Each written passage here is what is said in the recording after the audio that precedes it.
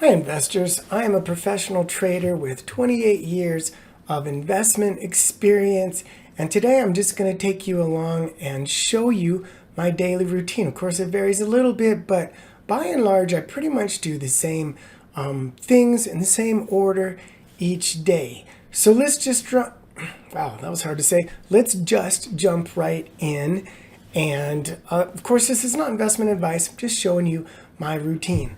So first thing I do is I get up at 7 o'clock, and that is really good. Much of my professional career, when I was doing other careers, I got up at 6 o'clock, sometimes 5:30, so I sleep until 7. Now, I wouldn't be able to do that if I didn't have a game plan for the next trading day ready, but I always have that ready the night before. I'll talk about that at the end.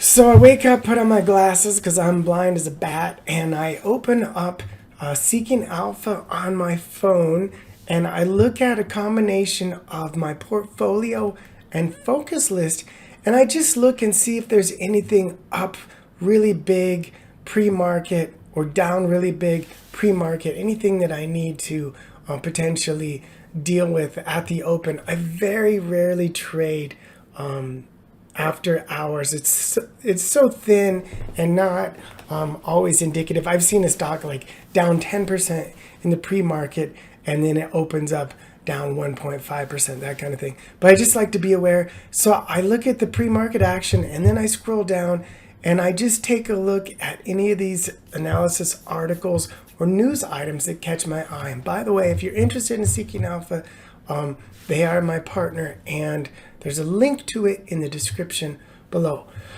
So the opening bell goes off, and it's an exciting 15 minutes. Now, first of all, in a hot, strong, hot bull market, whatever you want to say, I generally am jumping on breakouts and pullback buys as soon as they cross a pivot area. So I am buying within the first few minutes of the open. If we're in a neutral or weak market, I'll delay sometimes 15 minutes, sometimes an hour. In a really weak market, I'll delay to the end of the day to buy anything, sometimes even wait for a second day to follow through. But the first thing I do is I actually don't do any buying, I do some selling. I look at anything, and I'll pull up my E-Trade portfolio for this, but I don't want to show you that, so let's just use Seeking Alpha still. I'll pull up my E-Trade portfolio and I'll look at any stocks that are down big, and big for me is, I'd say 3%. In a good market like this, anything down more than 3% or more is probably behaving abnormally, unless it was way overextended. So I'll look at anything that's down big, and I will either sell it or, well, I will strongly consider selling it or trimming it, or at minimum raising up my stop. And then I do the opposite. I look at my current positions and I look at anything that's up big. I'm a big believer in doing what Mark Minervini, two-time U.S. investment champion, does, and that is selling into strength. So anything that's up big, maybe 4%, 5% larger than that, I'll take a quick look at the chart, and usually when other people are FOMOing into those things, buying them when they're stretched like that, I use that opportunity to take off some shares. And if I haven't sold any shares before, I might sell half, I might sell a third, I might sell a quarter. If it's a brand new position, I might just take 10% off or something like that, and just protect myself a little bit, maybe move my stop up a little bit.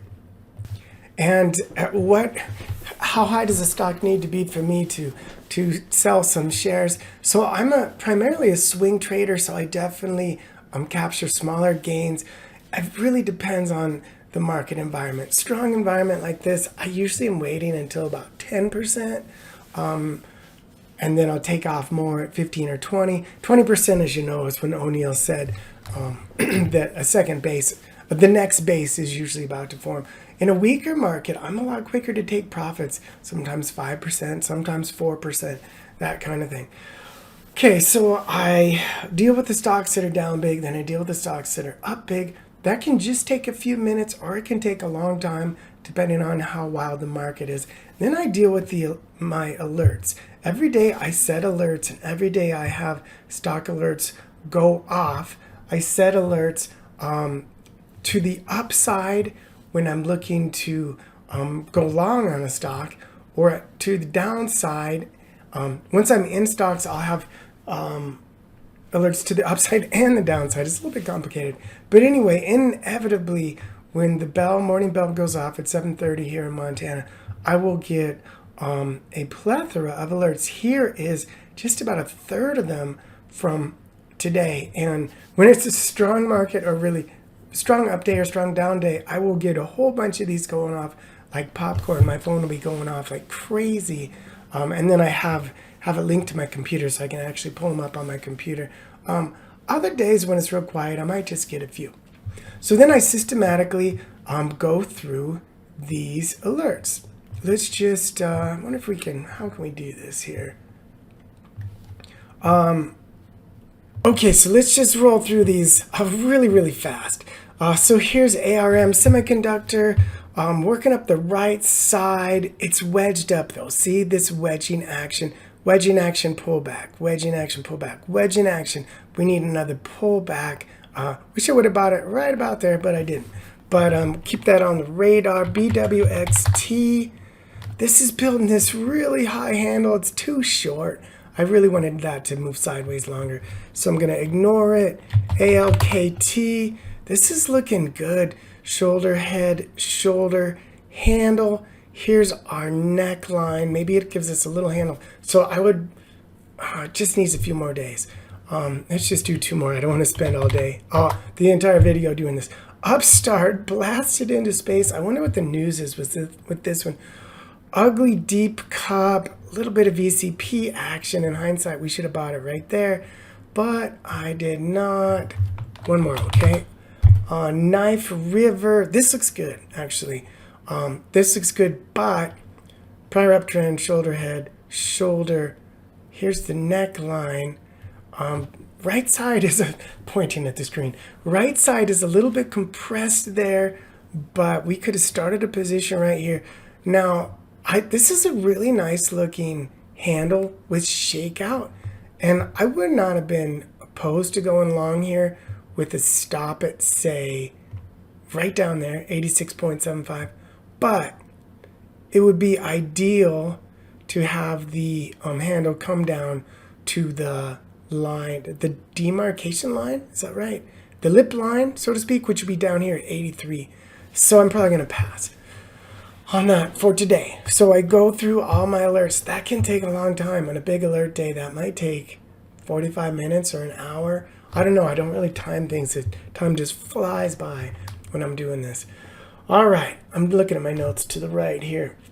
Once I get through that, then I systematically scroll through my positions, and I do that on stockcharts.com. And I do it in, hold on a second. Okay, so I pull up my portfolio on stockcharts.com in chart list view, and I've got my trading account open on my other monitor, and I just scroll through. This is my Patreon. These are my Patreon charts. I show my Patreon members my open positions and focus list every weekend, and I annotate them, as you can see here. Anyway, I take a look at each and every one as early in the morning as I can within the first hour or two of the price action. And I just look at the price action. Is it getting extended? Is it starting to get wide and loose? Is it starting to break down? Where should I think about taking profits? Should I raise my stop up? Etc. In this case, Kava here, one of the real market leaders. Have been in this one since March.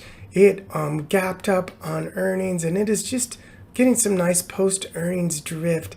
I don't see any sort of violations whatsoever. I'm just going to be continuing to raise my stop.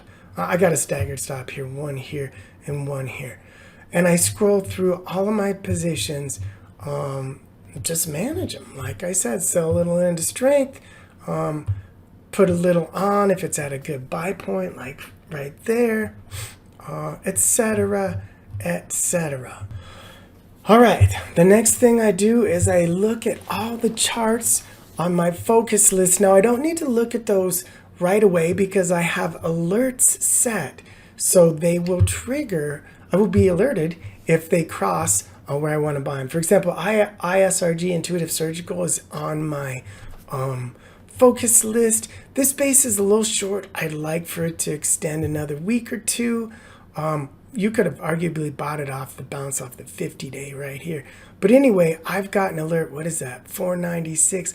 I got an alert set at like 496.50. So if it popped to the upside, I would check it sooner and consider buying it. So I go through all the stocks in my focus list. When the market's strong like that, like this, there's a whole bunch of them, and this takes quite a bit of time. And I just go through, once you get good at this, you can make decisions really quickly. Just four that I was looking at today. I was looking at Lore here, really looking like it wants to break out of this. I don't know. I suppose we could call it double bottom, although this side is not undercutting. And IRSRG, like I mentioned, Lantheus Medical Supplier. I like this VCP. Large, medium, small. Thought about buying it there. Came in today, but maybe we get one more. Look at these demand wicks down below. That's accumulation. That's really good. Watching that one. And then HIG just about bought this one today. This is the old O'Neill. First touch of the 50-day. Prior uptrend. Here's your base, kind of an ascending base, I suppose. And then here's your first touch of the 50-day. O'Neill probably would have bought it right there. I was thinking if it popped strongly above this line, I would buy it. Today, it didn't. One thing I don't like about this is just boring old insurance. The stocks that give you a 10x move in the year, they're not insurance companies. They've come up with something dramatically new. So I go through my focus list, just check my notes here. And then I go down, get my second cup of coffee. I got a first cup of coffee before the market opened. Then I work on a project or two. Today's project, and I forgot, I listen to different podcasts and so forth on YouTube or music. Today I was just listening to this cool, I don't even know what we call it, coffee shop, techno music, Thievery Corporation, 𝗕𝙁𝙁 Bonobo, etc. This was pretty cool. 7 Beats music. I liked it a lot. I actually subscribed to it. So yeah, you might want to check that out. Anyway, I was listening to that for a couple of hours. Now, wow, lost my train of thought. Oh yeah, so then I work on a project. So today, I was noticing that telecom is just ripping. If you go, I've just noticed a lot of telecom stocks moving. And so I pulled up the 197 industry groups here on Market Surge. Ranked number 1 is telecom infrastructure, 19 stocks. So so I wanted to go through that list and see if there are any that are really moving that I didn't know about. You click on it. You have to move this window down. It's tricky. And then, you got to go to stocks and group, show all component data. Now you can spacebar through these. DY, not DY. DY is a good one.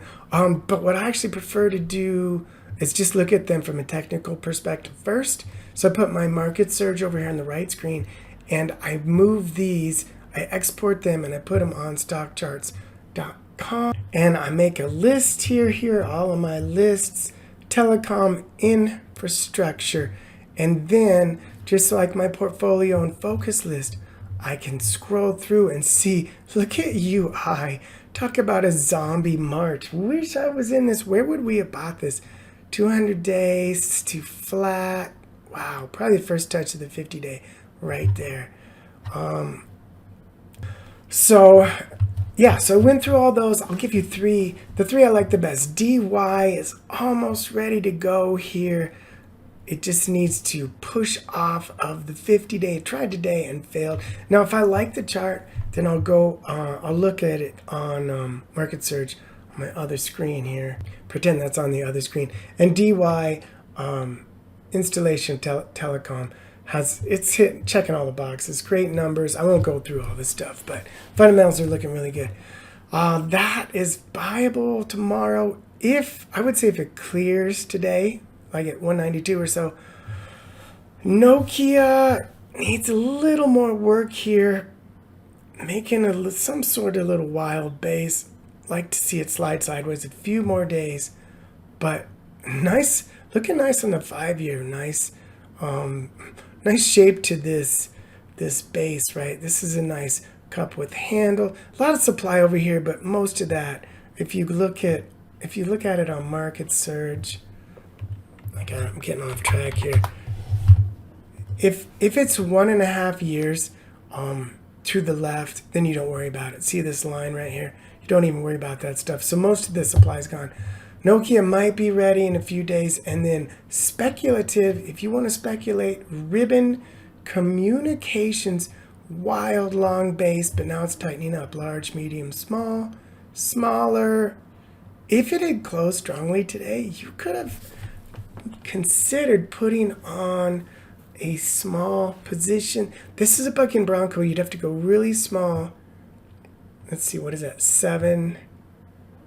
This moves a lot each day. You'd have to go really small and a little bit wider stop. Now, by wide, I mean like 5 to 8, not 10 to 20. All right, let's pull up.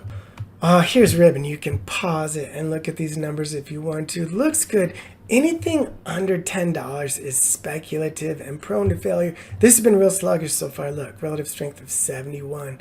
So we really want to see it move out and up before we went for it. All right, so I do 1 or 2 projects like that. And then if it's a fast day, if things are moving around a lot, then I keep trading, buying stuff, selling stuff, managing stuff. If it's a slow day, then I might do a Patreon video or Patreon blog post, or do a YouTube video like this. And then, usually by then, it's about 1:15, 45 minutes before the market closes. Then, I know it might sound monotonous, but I really enjoy it. I go back through and 45 minutes to close, I go back through and I look at each and every one of my open positions again, and again, see, do I want to trim anything? Do I want to add shares to anything? Sometimes you'll get a late in the day alert, and that's really good. When a stock breaks out late in the day, that's usually a big institution buying a bunch of shares, and that breakout's usually going to work. Okay, then 2 p.m. hits, market closes, and then I am done for a while. I go for a walk or hit the gym with my girlfriend. Maybe read a book for a little bit outside if it's nice, any of those things. Then I'll come back and I'll make a game plan for the next day. I take an index card, all right, game plan across the top, and I'll just, write 5 to 10 notes. Buy this question mark, buy this question mark, sell half of this question mark, earnings on this, aftermarket close, dentist appointment. I just make a game plan for the next day, and then I'm done. So I generally work about 7 in the morning till 5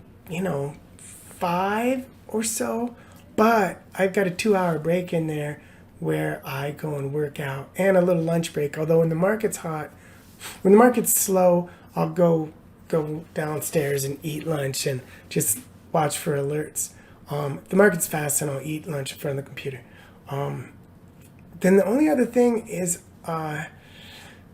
during my off time, my time away from the computer, I watch YouTube videos.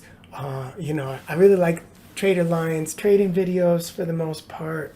I'll watch some of the IBD videos, some of the stockcharts.com videos.